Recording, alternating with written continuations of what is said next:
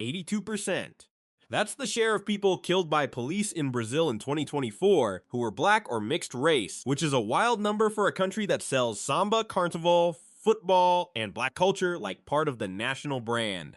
So what happens when a country loves the music, the style, the food, and the rhythm, but the people behind it still get stopped, watched, pushed around, or treated like they don't fully belong? Yeah, that's where this list starts. Because fleeing doesn't always mean somebody buys a plane ticket, packs a suitcase, and gives one dramatic airport goodbye. Sometimes it means black students warning each other online, black workers trying to get away from abuse, or black citizens realizing the country enjoys their culture more than it protects their lives. Today, we're counting down the top 10 countries black people are fleeing. Before we start, hit like, subscribe, and tell me which country you think deserves number 1. Let's begin with number 10. China. China is one of the most powerful travel and business destinations on the planet. Beijing has the Forbidden City and the Great Wall. Shanghai has the skyline. Shenzhen looks like somebody speed-ran the future and installed LED lights on every building. Guangzhou has long been a trading hub where African traders came to buy goods, ship containers, and build businesses connected to Lagos, Accra, Nairobi, Johannesburg, and beyond. In 2024, China recorded about 132 million inbound tourist visits, with inbound spending around $94.2 billion. In the first quarter of 2025, it had 35.02 million inbound tourist visits, up 19.6% from the same period the year before. China clearly wants international visitors. For African traders, African students, and black expats, that global image can look very different once you move from airport ads to daily life. Guangzhou matters because it was both a major African trading hub and the center of some of the most widely reported COVID-era discrimination against Africans in China. Before COVID, estimates placed the African community there at roughly 10,000 to 20,000 people, and the city became known as Little Africa. China-Africa trade was also approaching $300 billion, so the relationship looked huge, profitable, and friendly on paper. Human Rights Watch documented forced quarantines, evictions, and refused services targeting Africans. One man from Burundi, Mikumiza Jean-Claude, said authorities took him to hotel quarantine even after he'd tested negative twice, and he had to pay 300 yuan per night himself. A Kenyan medical student identified as James K. said authorities told him that only Africans were being tested and quarantined. A black Canadian, identified as Michael N., said he was blocked from using the subway for about 2 weeks after a station worker said they'd been told not to let black people enter. China can welcome African trade, African markets, African buyers, and African diplomatic partnerships while still making some black Africans feel temporary and suspicious when public pressure hits. African traders could be important to Guangzhou's business ecosystem and still be treated as outsiders when COVID panic turned toward them. China sits at number 10 because the evidence shows serious COVID-era anti-African discrimination, but not the mass expulsions or detention systems seen higher on this list. Number 9. India. It's the world's most populous country, a major democracy, a tech hub, a medical tourism destination, and a place with cultural pull far beyond its borders. Bollywood, the Taj Mahal, Jaipur, Delhi, Mumbai, yoga temples, food, cricket, and Bengaluru tech jobs all make India look powerful, busy, and full of opportunity. India offers medical schools, engineering programs, business degrees, and English language education at a lower cost than the United States or the United Kingdom. Then the stories from black African students start showing up. Amnesty International has described attacks against black African students in India as racist hate crimes, especially after violence in Uttar Pradesh. African students were targeted through stereotypes around drugs, crime, and danger. The Greater Noida attacks in 2017 remain one of the strongest documented cases. After the death of a local teenager, rumors spread about Nigerian students. Police later said there was no evidence against the Nigerian men who'd been accused, but mobs still targeted African students. Al Jazeera reported that 3 African men were hunted down and attacked inside Ansel Plaza Mall. One student described it as the law of mobs. Another student, Elaine Tiende, a Cameroonian MBA student, told Al Jazeera that after the violence, she and her friends went to a market and noticed locals clustering and watching them. She said that after the attack, she left the house only once in 6 days, and only with a police escort. Her father told her that the moment she could step outside, she should take a flight back. India fits this list because documented cases show black African students being targeted through rumor, mob violence, and racial stereotypes, even though the country doesn't show the same mass expulsion pattern as Algeria or Libya. India belongs lower on the list because the evidence points more towards street-level hostility, racial profiling, housing fear, and mob violence than state-run detention or mass deportation. The issue isn't whether India has culture, education, or opportunity. It clearly does. The issue is whether a black African student can walk into that opportunity without being treated through rumors about drugs, crime, and danger. Number 8. Turkey sells one of the most attractive travel images in the world. Istanbul does a lot of the work. Hagia Sophia, the Blue Mosque, the Bosphorus, old markets, rooftop views, and food that makes tourists suddenly start using the word authentic way too much.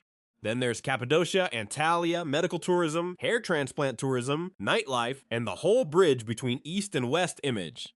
For African migrants, Turkey can also look like a stepping stone. Some go for work, some study, some see it as a transit point toward Europe.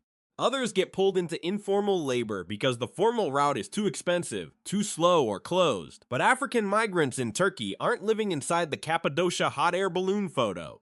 One of the strongest Black African specific reports comes from the Human Rights Association of Turkey.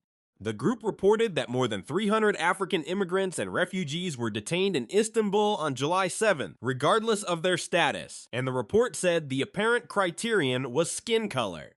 It also described mistreatment, inhuman detention conditions, lack of food and clean water, a refugee woman dying after detention, another woman having a miscarriage, and between 205 and 290 African immigrants and refugees being taken near the Turkey-Greece border and left in no man's land without food or water. African migrants not as tourists moving freely through Istanbul, but as people detained, mistreated, and pushed toward the Turkey-Greece border. The stronger claim is documented detention, mistreatment, and border dumping of African migrants, with a weaker and older data record than the North African cases higher on this list. Turkey belongs at number 8 because African migrants have faced color-based detention, mistreatment, and border dumping, but the available evidence isn't as current or as large in scale as Tunisia, Algeria, or Libya. The country sells movement, tourism, transit, east meets west. For some African migrants, movement becomes the thing they lose. They can end up stuck in informal work, checked by police, pushed toward borders, and treated like the country wants them invisible until it wants them gone.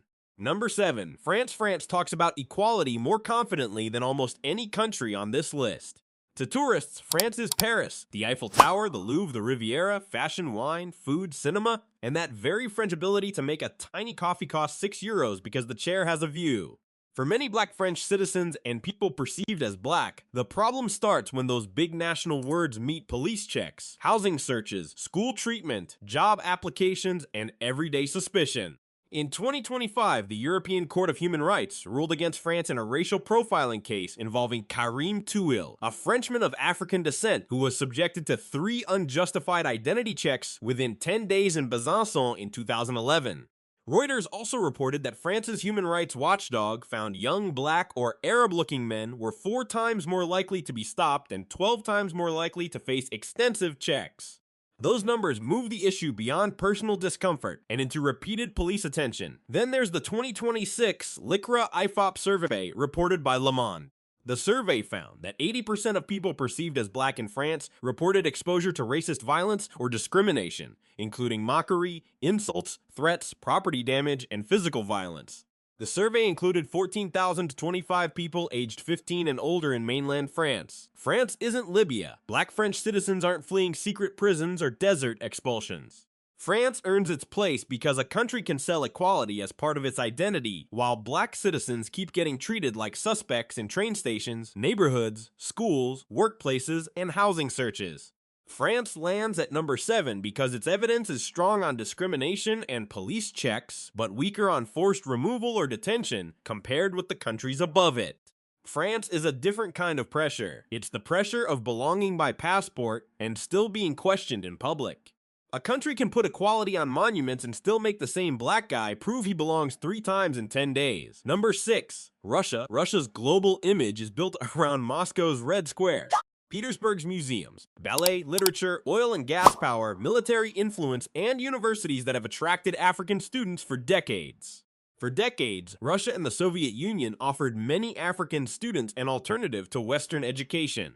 That history helps explain why African students may still see Russia as a place to study medicine, engineering, science, and technical training. Russia also talks often about friendship with the global South, especially when it wants to push back against the West. But for Black Africans, speeches about friendship don't erase safety questions on the street. The original concern with Russia was far-right violence, harassment, and fear of physical attacks. Sova Center has tracked xenophobic and far-right violence in Russia, and Russia remains a country where racism can move from staring and slurs into physical danger. The newer and stronger angle is exploitation under opportunity. In 2024, AP reported that around 200 young African women were recruited to Russia's Alabuga Special Economic Zone. Many came from countries including Uganda, Rwanda, Kenya, and others. They were reportedly promised a work program, hospitality or catering jobs, free travel, and a path into Europe. Instead, some said they ended up assembling Iranian-designed drones used in Ukraine, working long hours under surveillance, dealing with low wages, and facing exposure to caustic chemicals. Yeah, that's a long way from a recruitment pitch promising hospitality work, free travel, and a path into Europe. Russia's case has to be handled carefully. The newer evidence isn't just Black people face racism in Russia. It's more specific. African students and workers can be pulled into systems where opportunity is advertised one way and delivered another way. Russia ranks above France because the risk can move closer to physical safety and labor exploitation.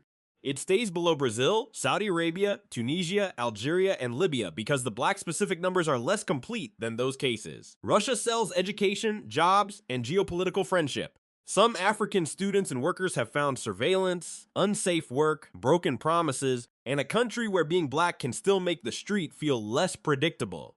Number 5. Brazil is easy to romanticize because so much of its global image comes from Rio, Carnival, samba, football, beaches, capoeira, street food, dance, Afro-Brazilian religion, and music that makes even a boring travel video look alive.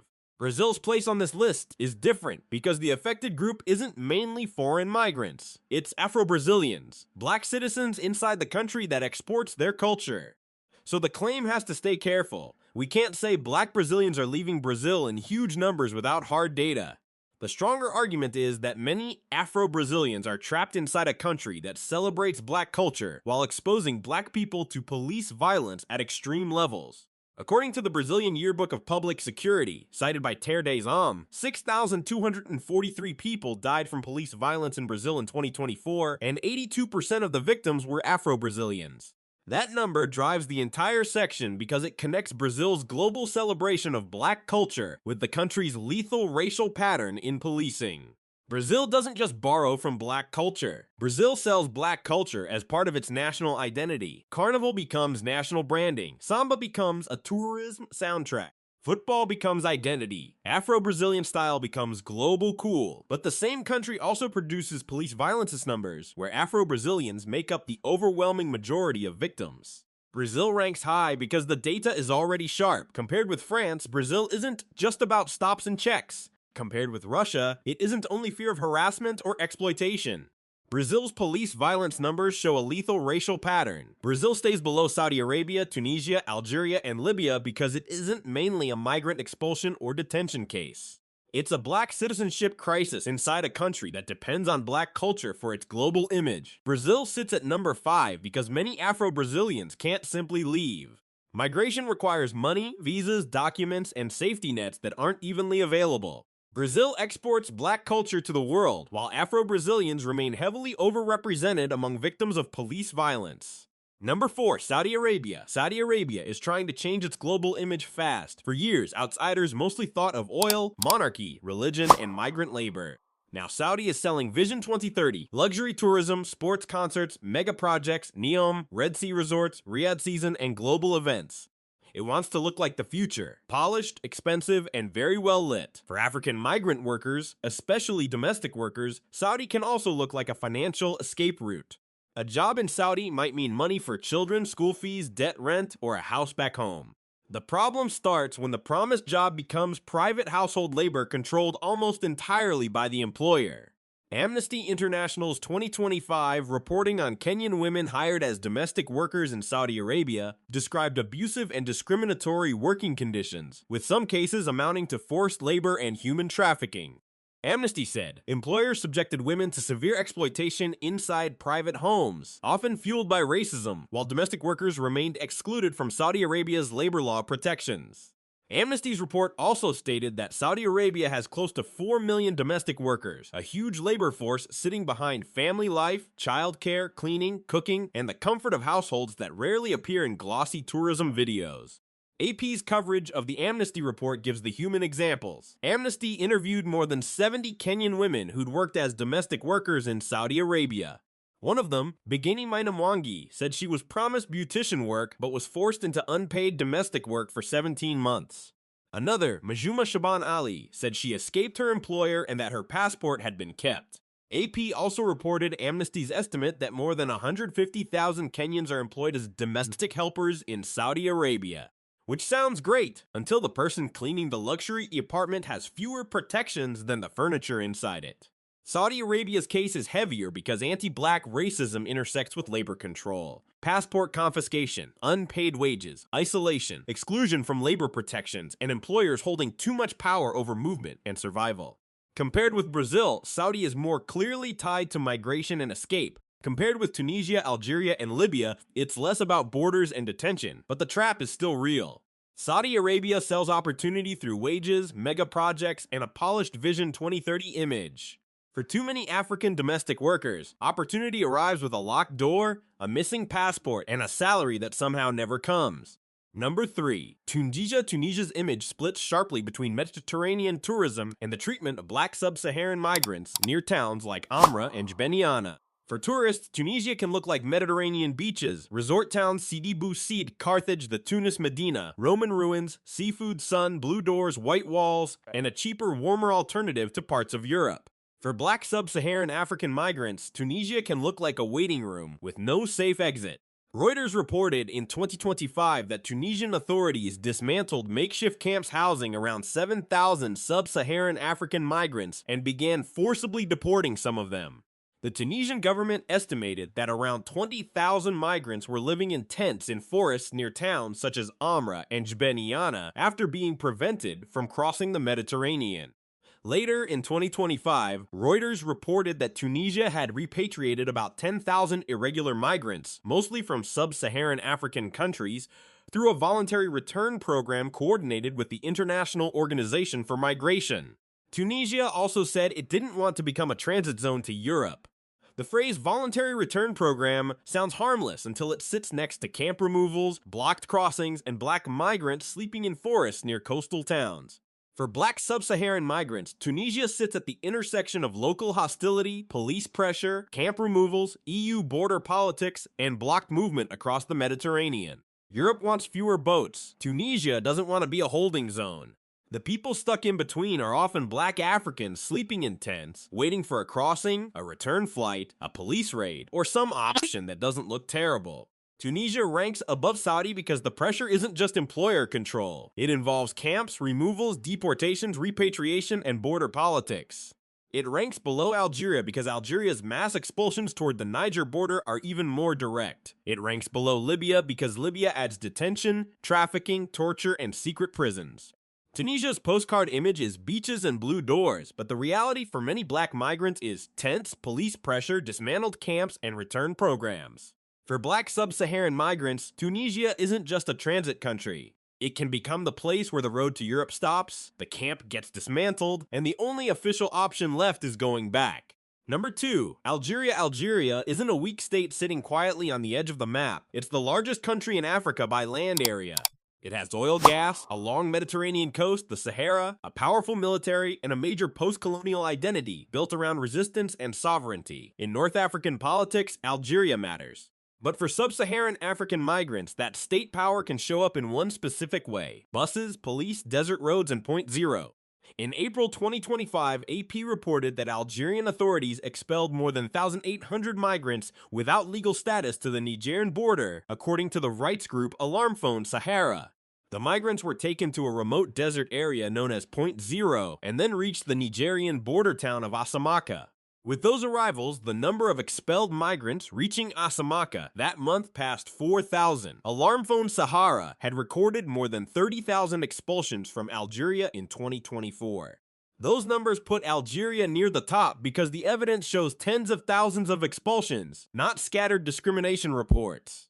Algeria's case is heavier than street racism because the evidence points to state-led removal toward remote desert border zones. Border policy turns into physical exposure. A sub-Saharan African migrant can be picked up, moved across the country, and left near a desert border where heat, distance, water, and documentation all become survival questions. Le Monde also reported that NGOs denounced mass expulsions from Algeria toward the Nigerian's desert in 2025, including women, children, and sick people being abandoned at point zero, with temperatures near 50 degrees Celsius. Algeria ranks above Tunisia because the expulsion evidence is clearer and harsher. Tunisia has camp removals and repatriations. Algeria has mass expulsions into a desert border zone. Algeria stays below Libya because Libya adds trafficking, detention centers, secret prisons, torture, sexual violence, and enslavement allegations. Algeria's national image is built around state strength, sovereignty, energy wealth, and post-colonial resistance. For many sub-Saharan African migrants, that strength doesn't feel like protection. It looks like border enforcement turning the Sahara into part of the removal system. Number 1. Libya. Libya is number 1 because the word fleeing changes meaning here. For many black African migrants, Libya isn't just a country they're leaving. It's a country they're trying to survive long enough to leave. On the map, Libya is strategic. Oil, desert routes, Mediterranean access, and a position between sub-Saharan Africa and Europe. For migrants from Somalia, Eritrea, Sudan, Nigeria, Gambia, and other countries, Libya has often been a transit point toward Italy, Malta, or another European destination. For many black African migrants, that transit route can turn into captivity through smugglers, traffickers, detention networks, and ransom demands. In January 2026, Reuters reported that Libyan security authorities freed more than 200 migrants from what security sources described as a secret prison in Kufra in southeastern Libya. The underground prison was nearly 3 meters deep, allegedly run by a Libyan human trafficker, and some migrants had been held there for up to 2 years. Reuters reported that the freed migrants were from sub-Saharan Africa, mainly Somalia and Eritrea, including women and children. Then in May 2026, Reuters reported that ICC prosecutors accused Khaled Mahad Ali al-Hishri, a Libyan suspect, of overseeing widespread torture, rape, unlawful detention, persecution, and enslavement at Matiga prison. Prosecutors said thousands of victims were unlawfully arrested and held in inhumane conditions, and they sought 17 counts of crimes against humanity and war crimes. AP also reported that the former Siga prison commander was accused of murder, rape, and torture, including abuse in the women's section of the prison. Libya isn't comparable to China or France. Libya ranks first because the evidence combines almost every major danger in this video: smugglers, traffickers, militias, detention, torture, ransom, forced labor, sexual violence, secret prisons, and weak state control. For black African migrants, Libya isn't just a place where they may be unwanted. It's a place where being trapped can become a matter of life, death, and whether anyone outside even knows where they are. Thanks for watching, and I hope this video gave you a clearer look at what's actually pushing people out instead of just repeating vague headlines. If this topic made you think of another country that should be on the list, hit like, subscribe, and tell me in the comments which one surprised you most.